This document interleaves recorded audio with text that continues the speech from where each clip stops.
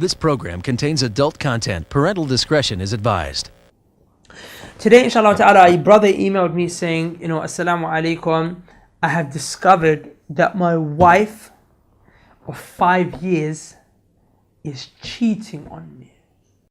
Anyone knows what the Prophet said about such a case? A man who his wife, she welcome any man to play with her? Anyone knows? The advice is this, bro. You drop her in a heartbeat.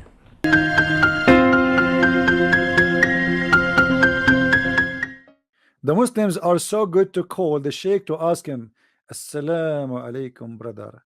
Brother, is it okay to shave underarm in front of my wife? A brother, she is your lawful spouse and it's okay for you to shave your underarm in front of her. Thank you, brother. I was really afraid to do that. Another call. Assalamu alaikum. Wa alaikum assalam. A brother, my wife, she don't mind any man to touch her and to play with her. Brother, what? My wife, brother, she don't mind any brother to touch her and to play with her. And you know exactly what I'm talking about, brother. Oh, brother, that's very horrible. So she don't mind at all? Yes, brother, she don't mind at all. Brother, can you leave for us your address under the air? Brother, why you want my address? Brother, just to visit you. Anyone knows what the Prophet said about such a case? A man who his wife, she welcome any man to play with her? Anyone knows? Let me show you. This is not a radio station. I'm just making it as it's a radio station and phone call, but in fact it's not. It is a Muslim guy who came to the Prophet and asked him that my wife, she don't mind that anyone he do, A man come to the Messenger of Allah and said, Prophet, my wife does not object anyone to touch her. That person is evil, filthy, sinner, transgressor.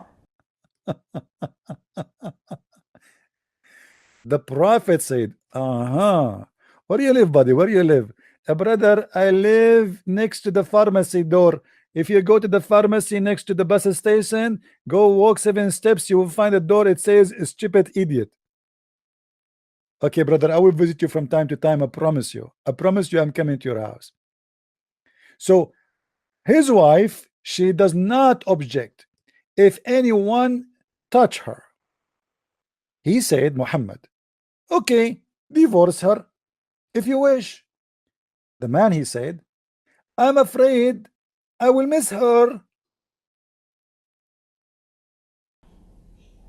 What is wrong with brothers who catch their wives cheating and they're like, I don't know what to do? What do you mean you don't know what to do? Drop her. Where's your self-respect? Where's your rujula? Where's your manhood? The Prophet said, then stay with her as much as you need to.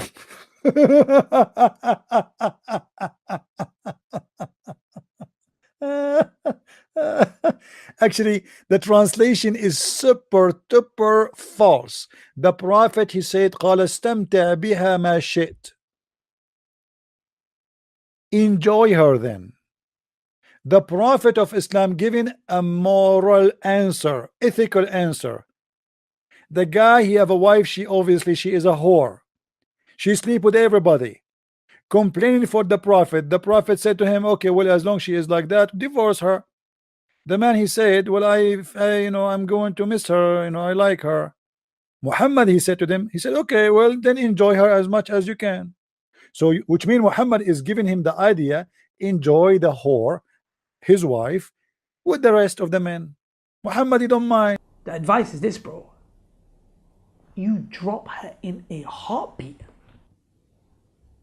Why is it confusing for you? What should I do? Leave this person. Allah will place him with someone better. Do you want your children to be raised in a house where your spouse is a fornicator? No, not fornicator. Fornication is if you're not married.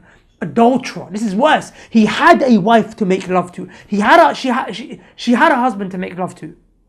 but she chose to do it in haram. This person, this is good. Do you really think a child of a parenting is going to come good in this kind of a household?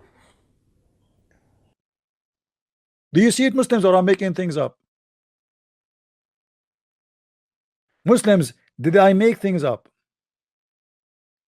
Look what Muhammad said. قال استمتع بها. Enjoy her. Enjoy her with the rest of the men. Look here in this hadith. The hadith is coming with better translation, more honest translation. I think what happened in the other hadith is translated by a different person, so this person is more honest. A man come to the Prophet, S-A-W-S. My wife does not prevent the hand of man who touch her. Because remember, there's elements of cheating. Cheating is not all necessarily sex. There's cheating in terms of, I mean, cheating is all evil and haram and terrible. I'm just saying that, you know, to say that this was zina, that's a big thing. I mean, look how honorable this man is. Look he's really man. This guy is the real man you want to have as a husband, especially if you work as a hooker. He said, the Prophet, divorce her then. He then said, I'm afraid my inner self might covet her. He said, then enjoy her. Very open-minded religion, brother. Muhammad, it's obviously Muhammad, he was a Democrat and he was going to vote for Hillary Clinton. Enjoy her. This is a prophet of God. A prophet of God. He is saying to a man, his wife is a whore, to enjoy her with the rest of the men who is enjoying his wife.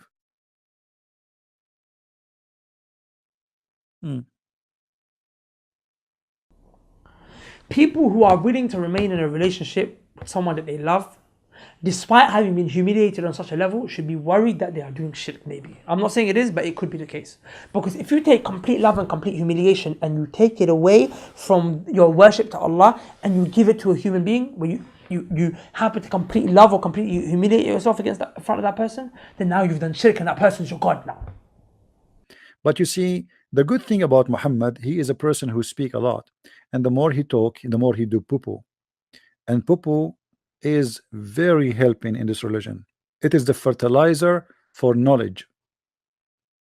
And if you want the easier way to always find reference, you can get my books from Amazon.com, and you will find list of books covering tons and tons of things in Islam with a lot of reference, endless reference. So they will be always handy. You will have an index and easy for you to find all the information. And I encourage people who speak languages to tell people about my translated books to other languages, like you know, in Netherlands, French, German, etc. Tell your friends, even in Swedish, tell your friends, so more people will learn about this cult. Because at the end of the day, the more we have people who have knowledge, the easier is to fight this dangerous cult, which might destroy your society, your economy, your security. Already you cannot go in the airport. You have to go in the airport 2 hours before the flight just because of Islam. As simple as that. You are paying at least $150 tax for your airline ticket just because of Islam, for security.